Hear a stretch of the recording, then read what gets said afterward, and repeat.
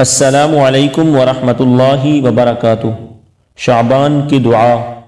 اللہم بارک لنا فی شعبان، استغفر اللہ الذی لا الہ الا ہو، الرحمن الرحیم، الحی القیوم، واتوب الیہ، لا الہ الا اللہ ولا نعبد الا ایاہ مخلصین لہ الدین وَلَوْ كَرِهَ الْكَافِرُونَ۔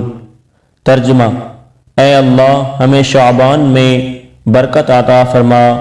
میں معافی مانگتا ہوں اللہ سے جس کے سوا کوئی عبادت کے لائق نہیں۔ وہ بڑا مہربان نہایت رحم فرمانے والا ہے، وہ زندہ اور ہمیشہ قائم رہنے والا ہے، اور میں اس کے حضور توبہ کرتا ہوں۔ اللہ کے سوا کوئی عبادت کے لائق نہیں، اور ہم اس کے سوا کسی کی عبادت نہیں کرتے، ہم اس کے دین کے لیے مخلص ہیں، اگرچہ کافروں کو ناگوار گزرے۔